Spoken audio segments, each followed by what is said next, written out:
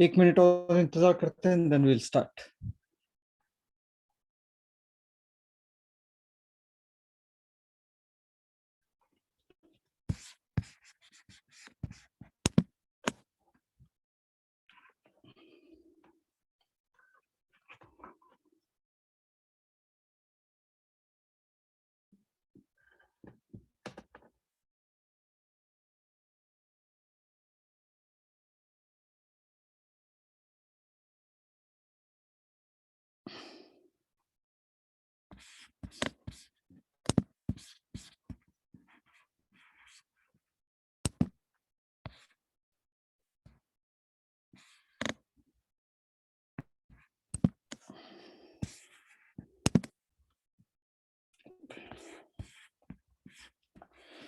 Okay,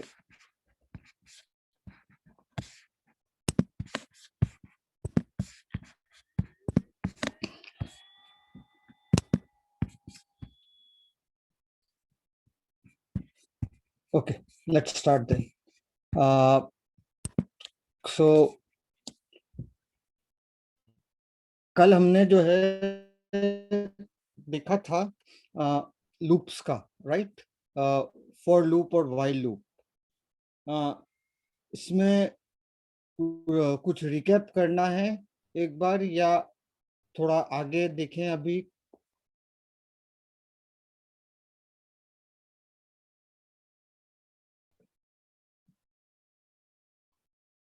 एक बार फिर से देख लेते हैं लूप के सिंटैक्स क्या था।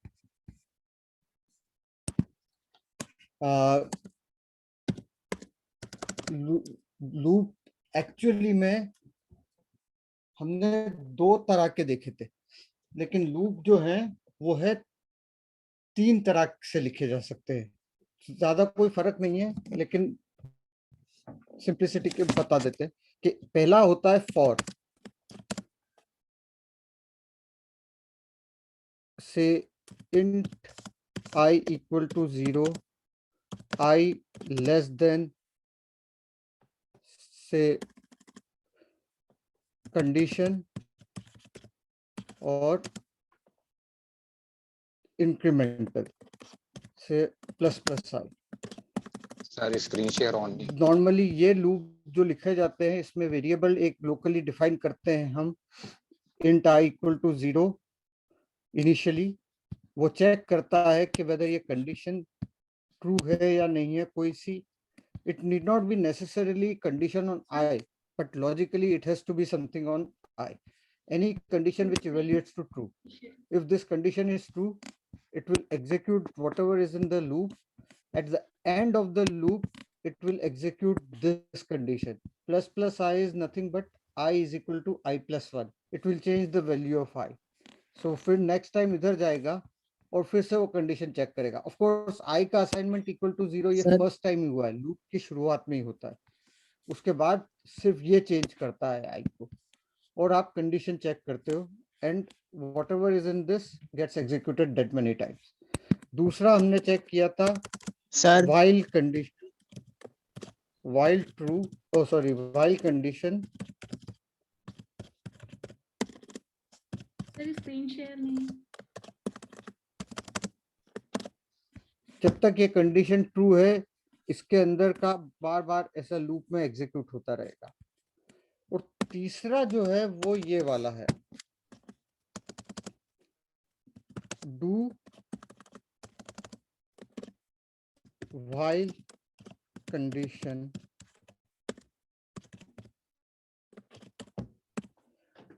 ये और ये काफी हद तक सेम है, बट इसमें एक फर्क है। क्या आप बता सकते हैं, आपको देख के क्या लगता है क्या फर्क होगा? सर आपका स्क्रीन शेयर नहीं है। अरे यार, आवाज का फिर से स्क्रीन शेयर नहीं की क्या मैंने? No sir. सॉरी, और आवाज भी नहीं आ रही है।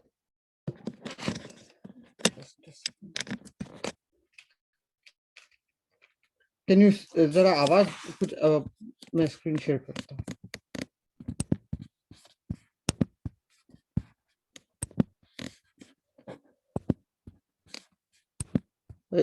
Hello, yes sir.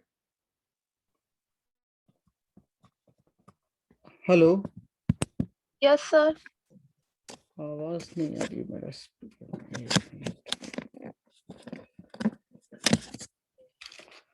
Hello, yes sir. मेरी आवाज आ रही है? Yes sir.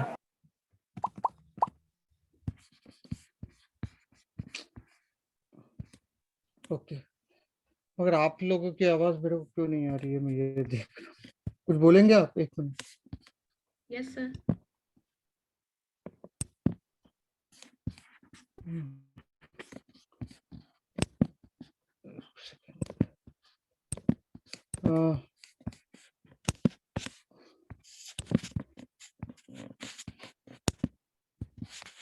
front, left, front, right.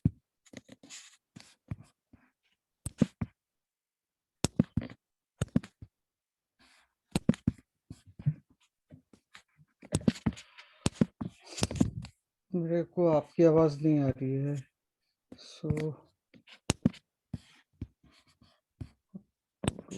just a second.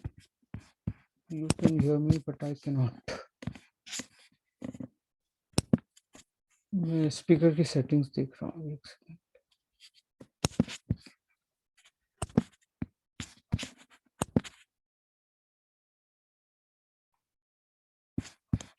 Hello hello, अब बोलना आप।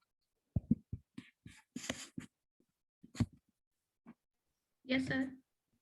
अच्छा, हाँ, शायद इसकी ये जूम की कुछ सेटिंग का प्रॉब्लम है। हाँ, एक बार फिर से। Yes sir. हाँ हाँ, एक सेकंड। इसके मैं एक बार और उसकी ऑडियो सेटिंग देख लूँ।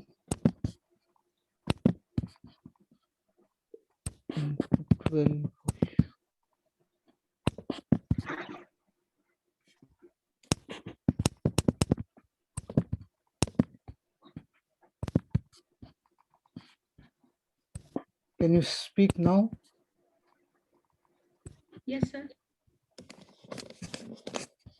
स्टिल बहुत कम आ रही है आवाज।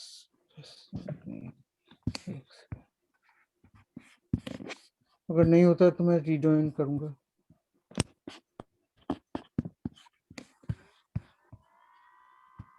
You are, I understand that आप लोगों को आ रही है, लेकिन मुझे आपकी आवाज बहुत कम आ रही है। ओके, एनी हाउ, मैं अभी बोलेंगे एक बार कुछ। Yes sir. हाँ, अभी ठीक है। ओके ओके, सो दो लूप्स हमने देखे थे, फॉर लूप और व्हाइल लूप। फॉर लूप में initial condition i equal to 0, initial assignment, then there is a condition boolean which, if it evaluates to true, will execute once this loop come to the end, then execute this assignment operator I equal to I plus 1, change the value of I, then again it will go up. Second time के बाद ये execute नहीं होगा, ये शुरुआत में loop में दाखिल होने से पहले ही एग्जीक्यूट होता है int i equal to 0। उसके बाद सिर्फ बार बार ये कंडीशन चेक की जाएगी, कंडीशन ट्रू है तो लूप फिर से एग्जीक्यूट करेगा, अदरवाइज एग्जिट कर जाएगा। व्हाइल के अंदर there is a condition which says while जब तक ट्रू है ये बार बार लूप। और तीसरा लूप जो है, जो मैंने कल नहीं बताया था, वो ये है डू व्हाइल का। इसमें और उसमें आपको कुछ फर्क दिख रहा है?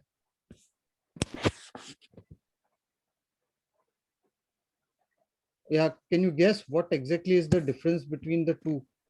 They look nearly same, but there is a difference, right? Sir while से स्टार्ट हो रहा है Right. और तो एंड कर रहे हैं डू व्हाइल। हाँ जी, मतलब ऐसा है, व्हाइल से स्टार्ट हो रहा है प्रोग्राम और डू व्हाइल पे एंड हो रहा है। yeah, so हाँ, that is true। तो इसमें एक्चुअली में इससे कोड एग्जीक्यूशन में सपोज कुछ लाइन इसके अंदर लिखी गई है मैंने, ओके, लेट्स से कि मैंने कोड कुछ ऐसा था hypothetically, while false, system dot out dot println x, ऐसा लिखा मैंने, और इधर भी मैंने ऐसा लिखा, और इधर भी मैंने लिखा फॉल्स। रिमेंबर, अगर कंडीशन ट्रू है तो ही लूप में एंटर होता है, फॉल्स में एंटर नहीं होता है, राइट? और बूलियन फॉल्स में डायरेक्टली यूज कर सकता हूँ. I don't necessarily have to have a condition. I can always write true or false because a condition always evaluates into either a true or false. So same here. So इस code का execution आपको लगता है क्या होगा?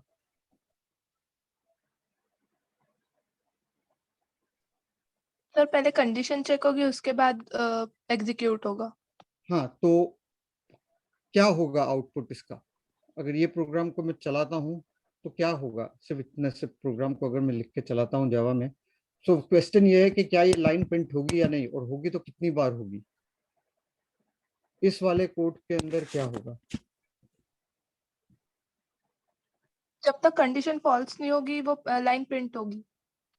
जब तक नहीं, so look, the point is this, you need to understand कि while condition, okay, while condition के अंदर सपोज कोड है, ये वाला मेरा सपोज ये कोड है, ठीक है, इसका मतलब ये, और हम जानते हैं बूलियन डेटा टाइप जो है, ठीक है, बूलियन जो वेरिएबल होता है डेटा टाइप, वो क्या वैल्यूज ले सकता है? ट्रू या फॉल्स, इससे ज्यादा कुछ वैल्यू नहीं ले सकता है, राइट? सो बूलियन वेरिएबल अगर मैंने डिफाइन किया x और उसको मैंने असाइन किया x equal to true, that means इस बूलियन के अंदर जो वैल्यू है वो क्या है? ट्रू है, ठीक है? This is exactly same as saying से boolean x equal to 10 greater than 5. Both have exactly the same meaning, or any condition which we know is true. आप लोग समझ रहे हैं? बूलियन डेटा टाइप एक इनिशियल वैल्यू जिसको true कहते हैं हम, बूलियन डेटा टाइप जैसे इंट के अंदर, एक इंट वेरिएबल के अंदर आप क्या डाल सकते हो? Int values which can be any whole number, that is minus 110 plus 110 plus 220 whatever, right? वो उस वेरिएबल की वैल्यू है। सिमिलरली बूलियन सिर्फ दो तरह का हो सकता है, ट्रू या फॉल्स। जब मैं एक बूलियन वेरिएबल x डिफाइन करता हूं और उसमें ट्रू असाइन करता हूं तो उस बूलियन वेरिएबल की वैल्यू क्या हो गई? ट्रू। सिमिलरली ये मैंने उसको खुद ये वैल्यू असाइन कर दी है ट्रू, बट अगर मैं एक ऐसी कंडीशन डालता हूं जो कि ट्रू है तो उसका भी आउटपुट जो आएगा बूलियन वेरिएबल में वो ट्रू ही होगा, it will not change. You are getting what I am trying to से? लाइक इसको मैं Boolean x equal to 10 greater than 5, इसका भी आउटपुट क्या होगा? 10 greater than 5 will evaluate to true, और वो ट्रू की वैल्यू x पे असाइन होगी। एग्रीड? यस। ओके, सो इसका मतलब जब मैं ये बोलता हूं कि ये व्हाइल दिस थिंग, ये कंडीशन को एज्यूम करो कि इसमें एक बूलियन है, ठीक है, उस कंडीशन का आउटपुट, वो condition can be as simple as writing true, or it can be as complicated as how whatever you want to wish.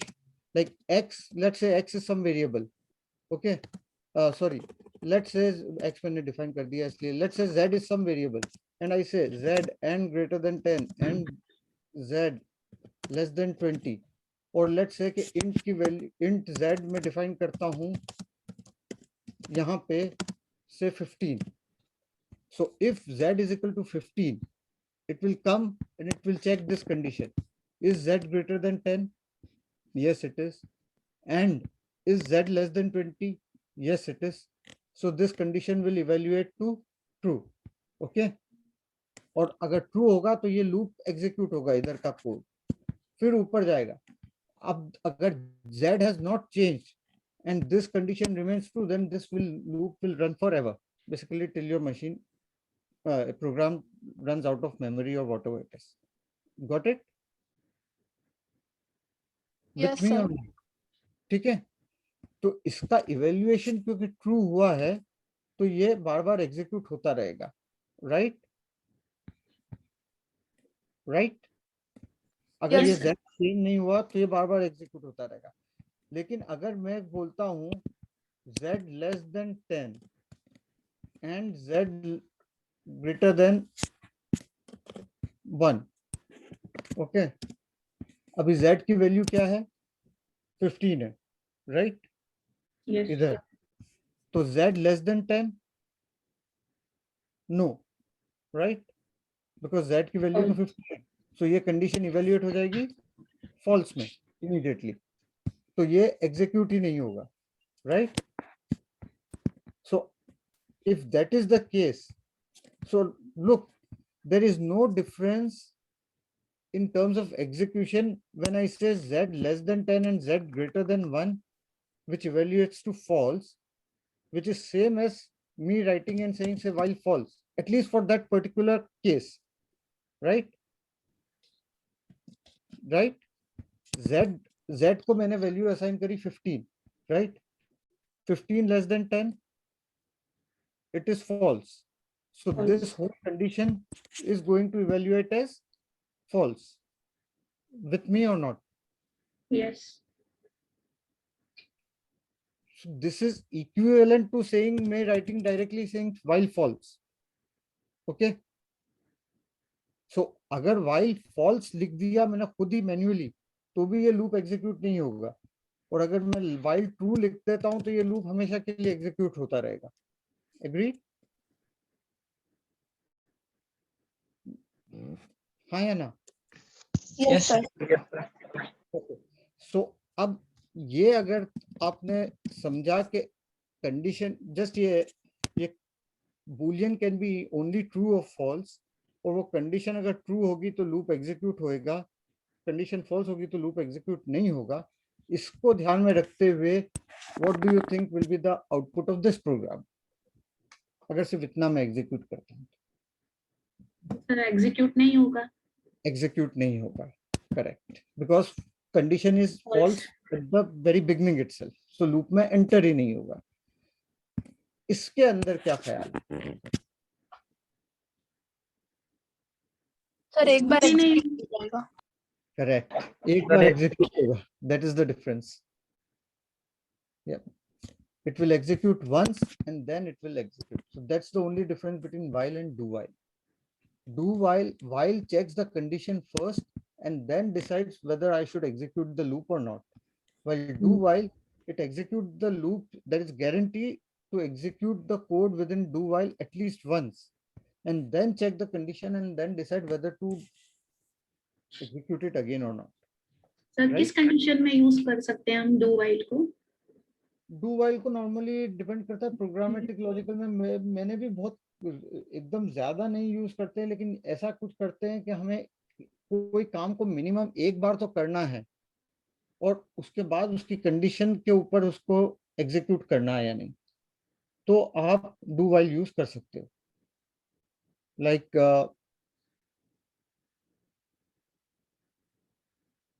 Cannot think of, मैं कुछ आएगा जैसे कोई प्रॉब्लम सॉल्व करेंगे तो मैं सोच के बताता हूँ, क्योंकि नॉर्मली जो एक बार ही अगर आपको गारंटीड कोई लॉजिक के हिसाब से आपने लॉजिक डिफाइन करी और जिसमें आपको करना है एक बार एग्जीक्यूशन, तो आप normally guaranteed once then you will do this. अभी सो इफ एल्स कर लिया है हमने, राइट. ये वाला if you remember if else देख चुके हैं हम. If else while true do while ये हमने देखा. इसके लूप को हमने चला के देखा था टाइम का. ओके. कल मैं उसमें थोड़ा मैंने आसान कर देता हूं. मैं ये एग्जांपल याद है टाइम का? Yes sir. मैंने ये बोला था कि इसको 1000 से डिवाइड करो, इसकी जरूरत ही नहीं है actually. Initial time at a given point is t0, right? Yes. System dot current time मिलीस मतलब initial time, absolute time value in terms of milliseconds is this. तो उसमें जो भी है t0, उसमें अगर हम 300 into, since it is in millisecond, so 300 into 1000, इतने मिलीसेकंड ऐड कर देंगे तो ये हमारा फाइनल टाइम हो जाएगा, राइट? Right. सो हमारे को सिंपली ये चेक करना है कि while system dot current time millis is less than t1, from that point onwards 300 seconds बाद जब आपके t1 की वैल्यू, करंट टाइम मिलीज की वैल्यू t1 से कम हो जाए, t1 से कम रहे तब तक एग्जीक्यूट करना है. The moment system dot current time मिलीज is greater than t1, then stop executing. It's simple thing. Basically मैं, उसका कोई मतलब नहीं था कि पहले मिली सेकेंड को सेकेंड में कन्वर्ट करो, 300 ऐड करो और वापस उसको मिली सेकेंड में कन्वर्ट करो. You can directly at the milli second itself. अगर 5 मिनट मतलब 300 second, 300 second into 1000 is 300,000 milli second. Okay. Yes. अभी एक और बचता है स्विच केस, लेकिन उसको मैं सोचता हूँ कि it is not that big deal. You can do it, we can do it later, because I want to go into class and concepts of class so that arrays वगैरह के उसमें deal करना शुरू करें और वो ऑब्जेक्ट ओरिएंटेड प्रोग्रामिंग के अंदर आए, because Java is all about object oriented programming, but there is something like switch. Primitive variable में कैर टाइप अभी नहीं डिस्कस हुआ. प्रिमिटिव में कैर टाइप डिस्कस नहीं हुआ है. वो मैं सोच रहा था कि एक बार ऑब्जेक्ट का कर लूँ ना, क्योंकि पर एक्चुअली मैं उसको, क्योंकि the thing is, the reason is char is very much tied to string object, and string is a object. Java में ये जो मैं डबल कोट्स में जो भी लिखता हूँ ना, ये स्ट्रिंग कहलाती है, और there is a class called string. But char को, बट आप वो कैर को भी देख लेते हैं, है ना? कैर जो है, it is as good as short, in the sense char has 2 bytes. Okay. Or the thing is,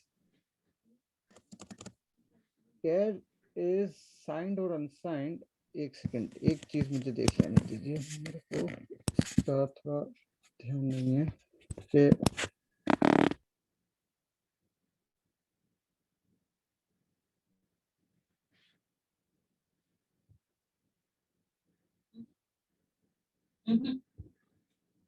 ना.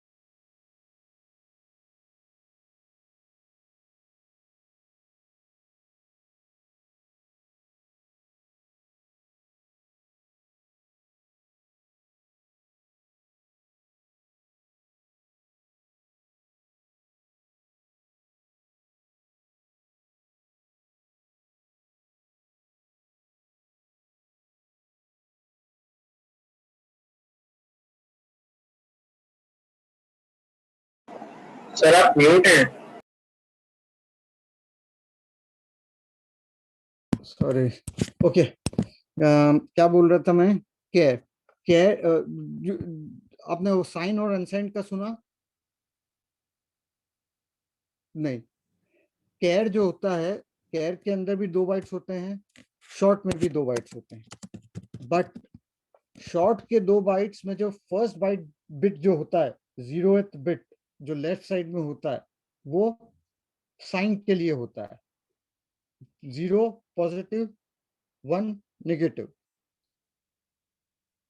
तो कैर शॉर्ट के अंदर एक्चुअली में वैल्यू स्टोर करने के लिए आपके पास सिर्फ 15 बिट्स हैं, लेकिन जावा का जो कैर होता है वो भी 2 बाइट्स का ही होता है, मगर उसके अंदर जो 0th बिट है, जो मोस्ट सिग्निफिकेंट बिट जिसको बोलते हैं लेफ्ट साइड में, that is assumed to be always used for storing the number, like that the numbers in char will always be positive numbers.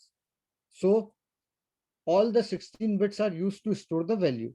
So उसकी कैपेसिटी बढ़ जाती है, और हम देखेंगे कि क्यों उसको 2 बाइट्स का दिया है। तो कैर को डिफाइन करते हैं, जैसे आपने इंट को डिफाइन करा किसी वेरिएबल इंट को, तो int x equal to 2, okay. उसी तरह से या बूलियन को आपने डिफाइन करा int x equal to, sorry, boolean y equal to false. Char को आप डिफाइन करोगे कैर x equal to, it can only contain single character at a time, and you can write it in 2 ways, and I will show you। x equal to c, इसका मतलब ये है, so couple of things, char variable में जो भी कैर के होते हैं वो सिंगल कोट में दिए जाते हैं, ओके। जो आपके कीबोर्ड के जो प्रिंटेबल नॉन प्रिंटेबल वो डिटेल बाद में जाएंगे, बट ये सिंगल कोट में गए हैं, this is char, okay. 1, this 1 is different, या 2, this is different from this, agreed? This is to an int, this is to a char, because it is surrounded by single quotes, okay? Yes or no? Yes. Okay. अभी लेकिन you must have noted कि मैं बोल रहा हूं कैर को कि it has 2 bytes, और उसके एक्चुअली में तो उसमें कोट्स की वैल्यू है। तो क्या होता है कि आस्काई टेबल के हिसाब से, okay, all the literals have a numerical value, 1 has so मेरे को चेक करना पड़ेगा, एक सेकेंड, हाँ, होल्ड, मैं दिखा रहा हूँ आस्काई टेबल।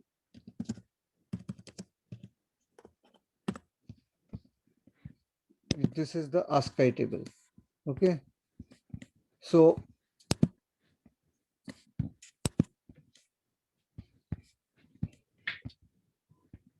मेरी स्क्रीन देख रहे हैं ना? Yes, sir. So ASCII table में आप देखेंगे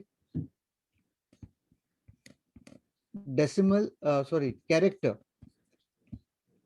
सिंगल कोट्स में जो लिखा है वो कैरेक्टर है। सो ये है वो कैरेक्टर, इसमें आप देखोगे कैर, और ये है 1, ओके।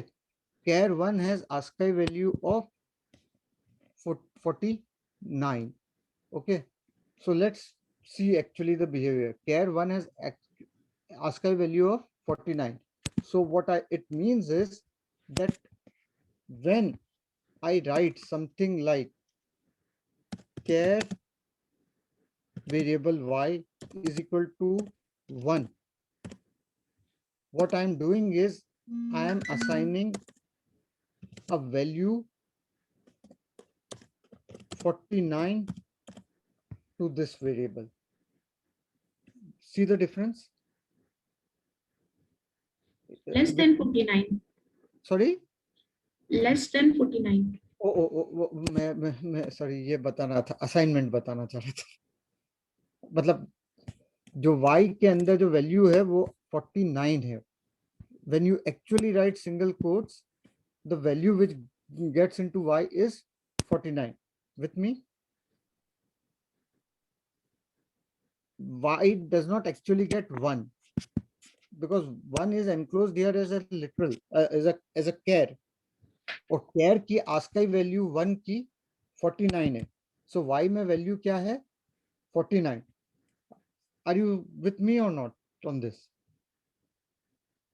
मतलब कुछ कंफ्यूजन तो नहीं है? सर जब डायरेक्ट हम कोई न्यूमेरिकल वैल्यू असाइन कर सकते हैं तो फिर इतना कॉम्प्लिकेटेड करके कैर क्यों यूज करना है? हाँ, अभी उसका ये है कि गुड क्वेश्चन, तो हम देखते हैं. ये अगर मैं system dot out dot print Elon करूंगा, ओके, और लेट्स से हाइपोथेटिकली कि मैंने एक कैर डिफाइन किया, कैर y is equal to 1, okay, फिर मैंने एक डिफाइन किया short z equal to, I cannot assign literal 1 in any case to short, right? Because ये नोटेशन जो है ये सिर्फ कैर के लिए, लेकिन वो मैं क्या कर सकता हूँ, मैं जानता हूँ कि 1 कोटेड 1 की ASCII वैल्यू 49 है, तो मैं शॉर्ट को 49 असाइन करता हूँ, ओके. और तीसरा मैं एक्सपेरिमेंट करूंगा कैर u is equal to directly 49, though I can assign a number directly to care, okay. And let's see the result of all this three, and maybe you will appreciate what I am trying to say.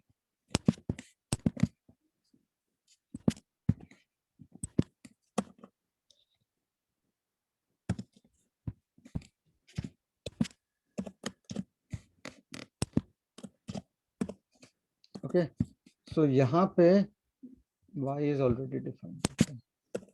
No, it is not.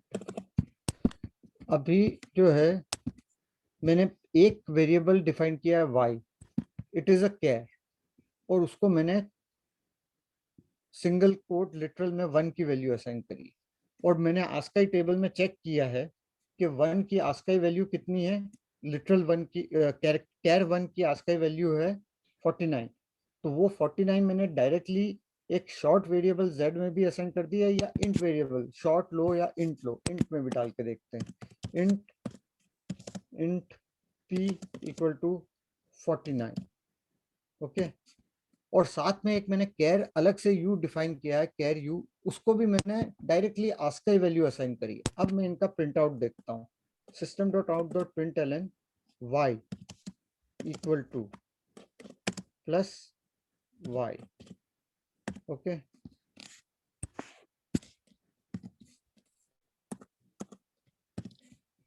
z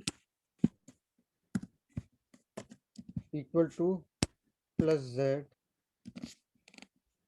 z मतलब string को add कर देता है, ये concatenation है. This is वो बाद में हम स्ट्रिंग का जब देखेंगे तो उसमें ये प्लस का मतलब समझेंगे. z ये सिंपली ऐड कर रहा है, मतलब आउटपुट के लिए. p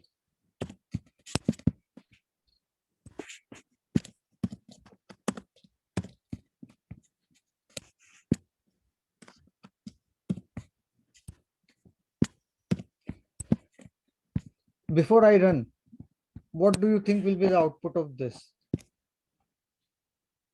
What will it look like? 49. Sorry? 49. Okay, देखते हैं सिर्फ इतने का.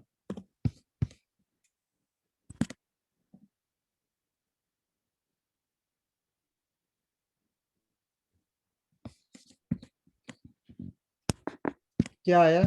y equal to 1, because y is a character type variable, okay.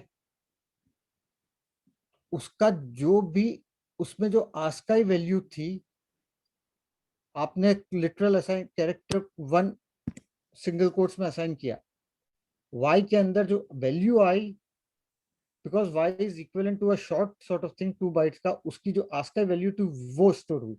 लेकिन जब भी डिस्प्ले या उसका प्रिंटिंग के काम में आता है तो वो वापस उसका लिटरल रिप्रेजेंटेशन प्रिंट करता है. Got the point? क्योंकि अगर मैं ये वाला प्रिंट करूं शॉर्ट, उससे पहले मैं उसकी ये चेक करने के लिए कि ये जो है, ये जो उसकी आस्काई वैल्यू है वो क्या है, पहले मैं वो प्रिंट कराता हूँ. Note this difference, this will make it more simpler basically.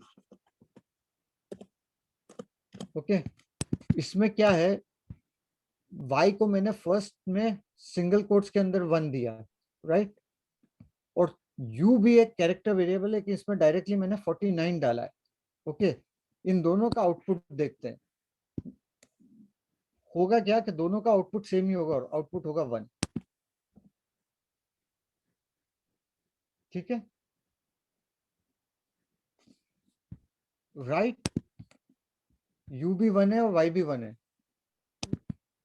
जबकि मैंने u को असाइन करा है 49 और y को मैंने असाइन करा है डायरेक्टली लिटरल.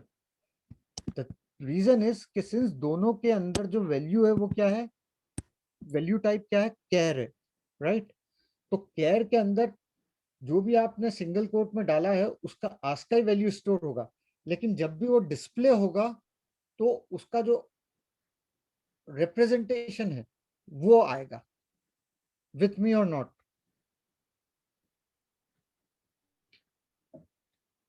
ये सर्वर थोड़ा कॉम्प्लिकेटेड लग रहा है. फिर से देखते हैं, इतना कॉम्प्लिकेटेड नहीं है, एक बार फिर से देखते हैं, है ना. मैं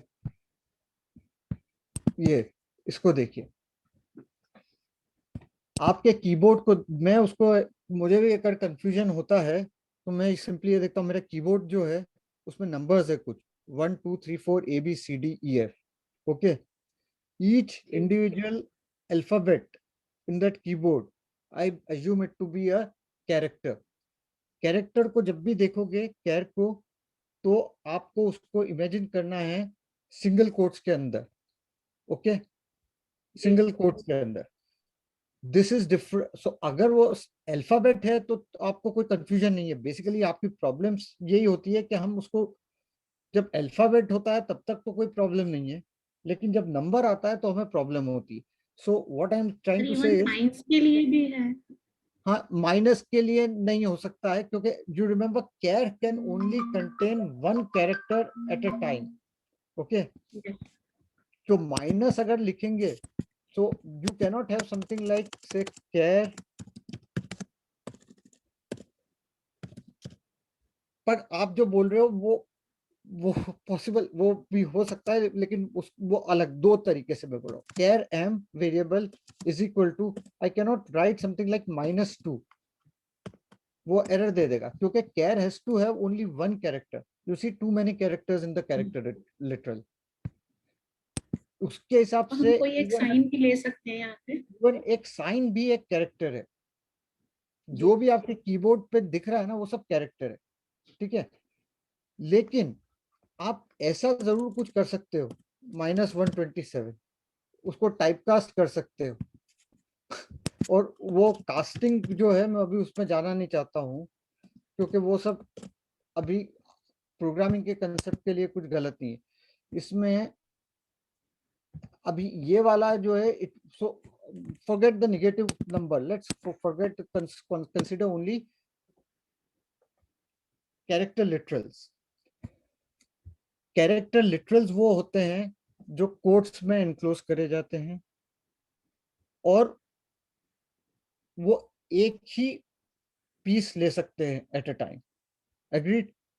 सो मतलब ये कि जो भी आपके कीबोर्ड के ऊपर जो आप कीज दिख रही है, उनको इंडिविजुअल को मैं लिटरल सिंगल कोट्स में डाल के असाइन कर रहा, राइट. मगर होता क्या है कि char is internally stored as 2 bytes, और जो भी आप जो लिटरल स्टोर करते हो there is a universal system के इनका representation will be converted into a number that is called ASCII. The reason for this is that there are Java supports world की अराउंड मेनी लैंग्वेजेस, और उन सब में अलग अलग तरह के like alpha beta gamma and hieroglyphics वगैरह के, और चाइनीज के और कांजी के, दुनिया भर की लैंग्वेज है, हिंदी के. तो वो सब के सब अल्फाबेट्स को रिप्रेजेंट करना है. ठीक है, तो उन सबको एक यूनिक इंटीजर या एक यूनिक नंबर दिया जाता है। सो ये कैर जो है ये सिंपली उसकी एक्चुअल डेसिमल जो आस्काई वैल्यू है उसको स्टोर करता है, मगर जब डिस्प्ले करने जाता है तो वो उसका विजुअल रिप्रेजेंटेशन डिस्प्ले करता है। That is the difference between char and short. This is what I mean. Look, short, Z is short, which is 49. Char is also short, stored as short.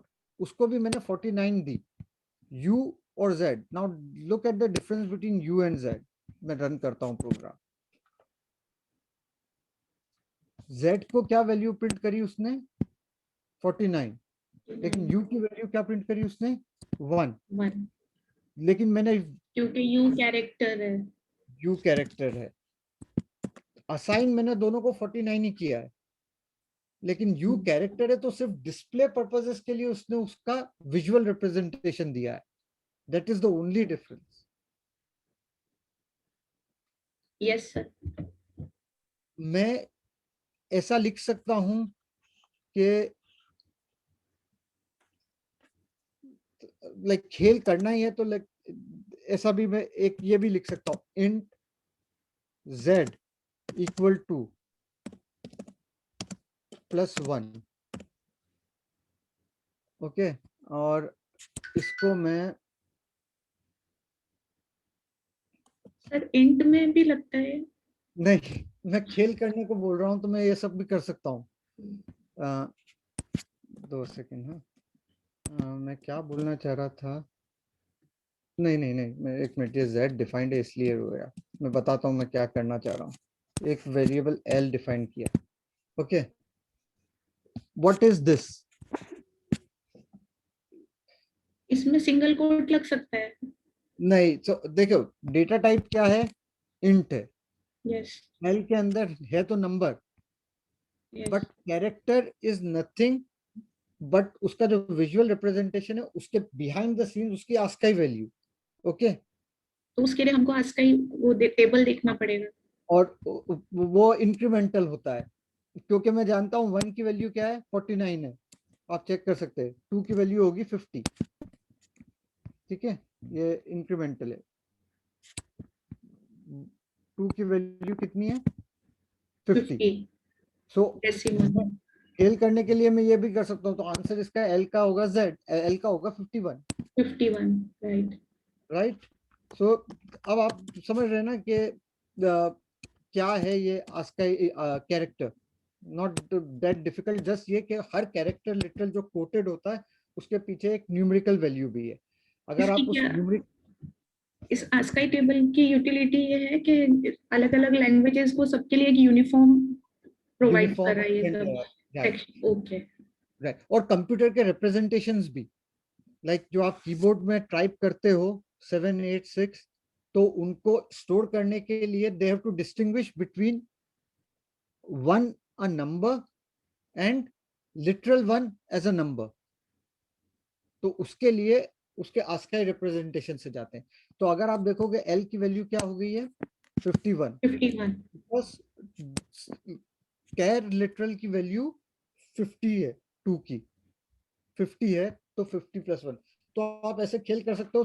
So gist is this कि char has to be treated as if it is a short numerical number, just that उसका visual representation changes based on the उस numerical number की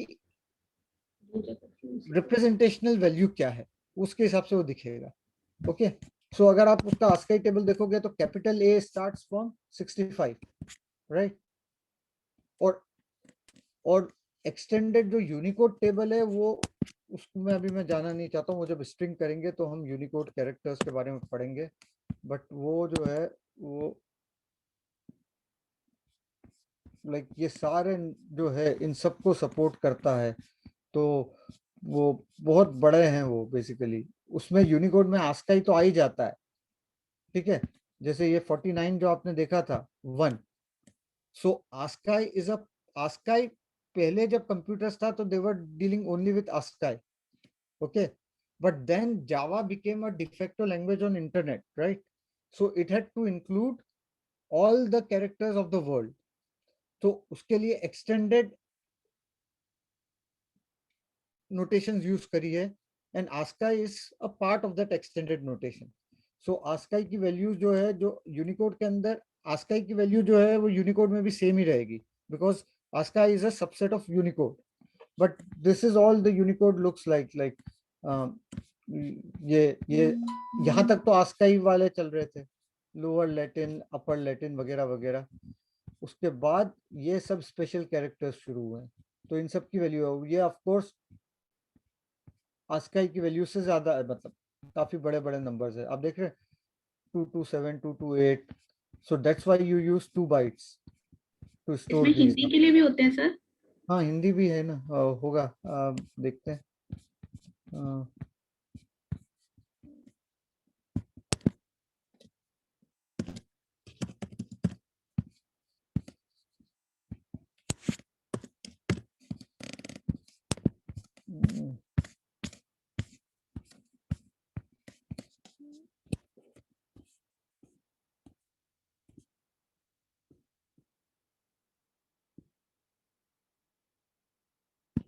ब्राह्मिक देवनागरी हमारा है, उसका Unicode ये है, official Unicode. Unicode ये यू नोटेशन में है, उसका न्यूमेरिकल वैल्यू भी होगा, वो देखना पड़ेगा क्या है.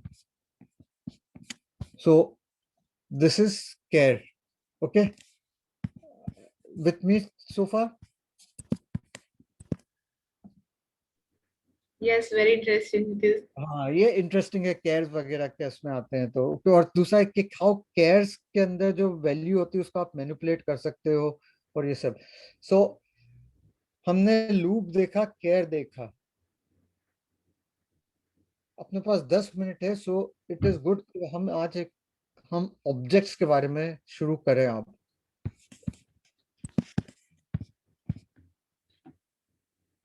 देखिए, Java is all about object-oriented programming. When I write this thing, public class main, just to execute this small line of this 5 lines of code, I have to all these formalities: package, public class main, and public static void main. These are called boilerplate code. So there is a reason. Java is purely an object-oriented programming. And object oriented programming का मतलब ये होता है, object oriented programming का concept क्या है ये देखते हैं.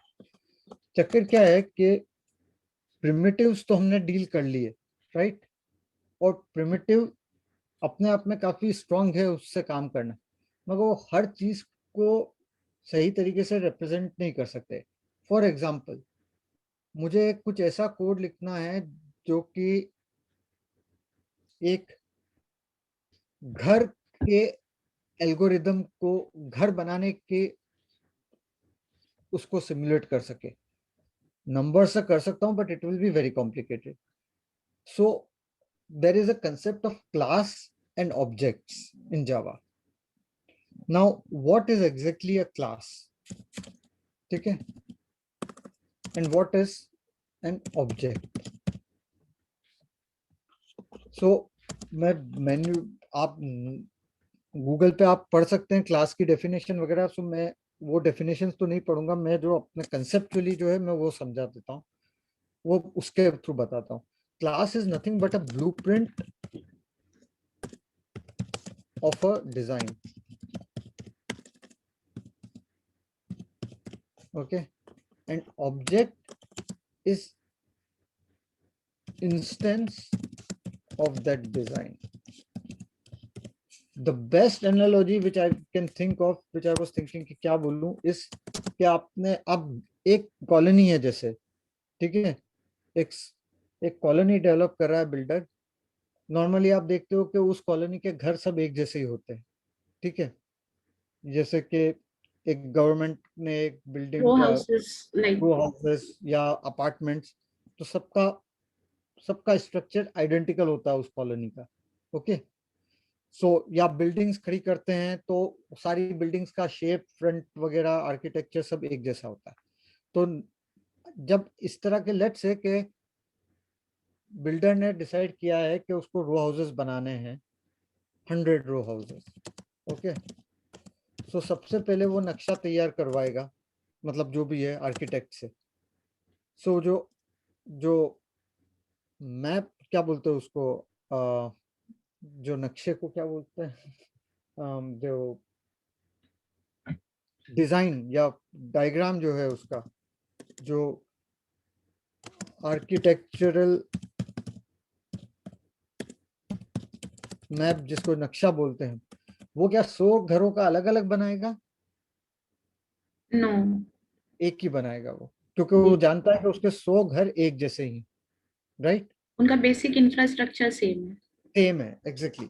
जो ब्लूप्रिंट है वो एक ही है, और उसका जो so the blueprint is the class, और उसका जो एक्चुअल मैनिफेस्टेशन है, जो कॉन्क्रीट इंप्लीमेंटेशन है, वो उसका ऑब्जेक्ट है। So the map of house, that is the class, and the house itself when it is built, that is Is called object. object of that class. Okay, given this analogy,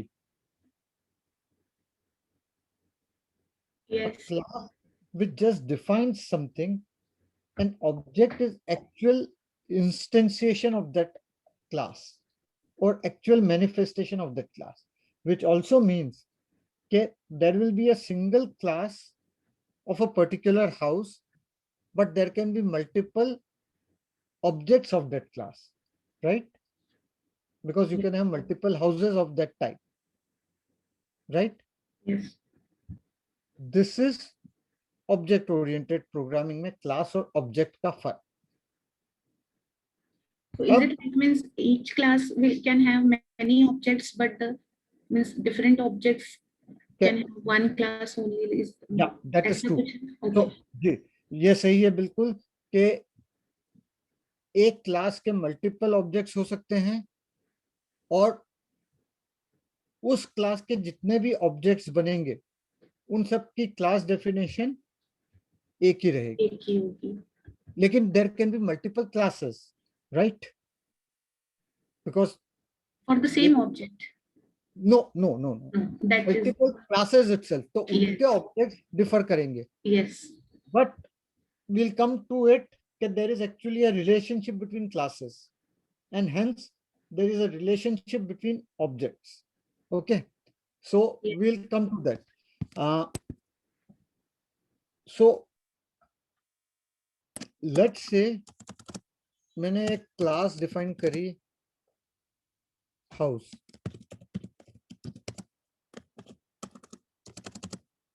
ऐसे define करते हैं जावा में class house, और उस house के अंदर मैंने कुछ डिटेल्स दी। हम उसको बाद में देखेंगे। Private int num floors,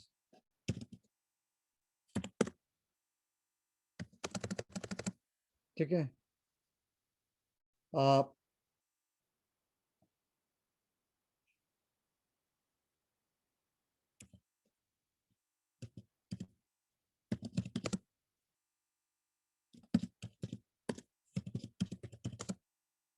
let's say पूरा घर के सब दीवारों पे एक ही कलर था। ओके, नाउ एक्चुअली नम फ्लोर्स में सेम क्लास में नहीं होगा, क्योंकि मेरे को अगर मल्टीपल ऑब्जेक्ट्स करने होंगे तो मेरा ब्लूप्रिंट, ठीक है, लेकिन करते हैं अभी इसको ऐसे। नम फ्लोर्स कलर और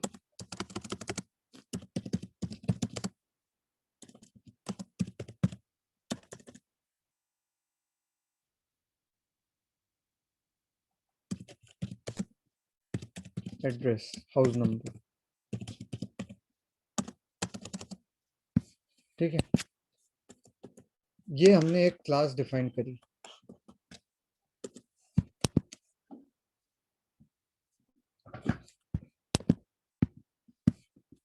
और साथ में मैंने एक मेथड डिफाइन किया है, पब्लिक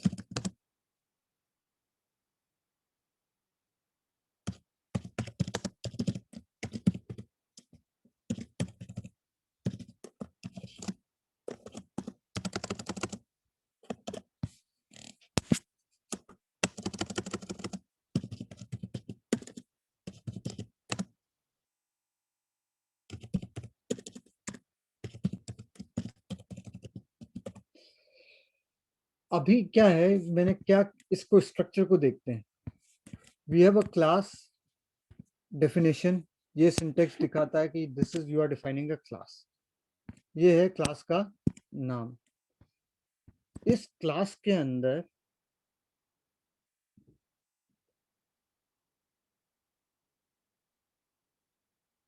आपको मालूम है electron is a fundamental particle, right? There is no structure within an electron, it is said, right? But atom is composed of protons, neutrons and electron, right? Protons and neutrons themselves are composed of quarks.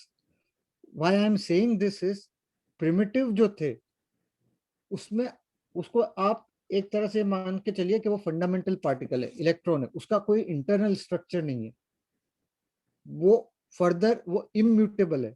Immutable मतलब ये कि उसको further उसके अंदर उसको decompose नहीं करा जा सकता है, ओके? जो प्रिमिटिव उसकी इंडिविजुअल आइडेंटिटी नहीं है। मतलब नहीं, उसका कहने का मतलब ये कि वो अपने आप में फर्दर उसके कोई सब पार्ट्स नहीं है, सब पार्ट्स नहीं है, सब पार्ट्स नहीं है basically. And int is an int in itself, इससे ज्यादा आप उसके इंडिविजिबिलिटी वाला concept. yeah, it cannot be decomposed, there is nothing more to be gained out of that, right. that is it. लेकिन क्लास जो होती है वो फंडामेंटल नहीं है, it is always composed of something, and like a compound. yes, like a compound, exactly, or this is what it is composed of. So when I say an object of class house, okay, when I create an object of class house, I can actually dive into that object and look at its internal structure, okay, that there are fields in it. It is not as immutable or indivisible as primitive. There is more data in it. What are those data? There is a field called int, which I am saying num floors variable का नाम है उस field का. There is a field called string. There is a field called int. Okay. This is the internal structure of a object of type house. So जब मैं एक primitive को देखता हूं तो primitive variable के अंदर कुछ ज्यादा स्ट्रक्चर नहीं है, कुछ नहीं है, लेकिन जब मैं हाउस का ऑब्जेक्ट बनाता हूं तो एक्चुअली में मेरे को स्ट्रक्चर मिलता है, उसके अंदर और भी कुछ है। ये जो फील्ड्स हैं ये प्राइवेट, ये उसकी मेंबर्स डिफाइन कर रही है, ओके? मेंबर्स का मतलब ये है कि this house contains in it following structures, a primitive, a string and a primitive. With me so far? Yes. तो आज के लिए हम इतना ही रखते हैं। Next class on Monday, that is your Monday night, okay? तो आज के लिए आई थिंक थोड़ा मैं सिर्फ मंडे को क्या होगा हम उसका थोड़ा जस्ट दिखा रहे हैं। अब जो है इंटरेस्टिंग शुरू हो रहा है चीजें, object oriented functions, and now actually you can start once this is done. I hope that you will be comfortable with the concept of object oriented programming and pointer variables, etc. Okay. Thank you. Yep. So see you on Monday and bye. Have a nice weekend.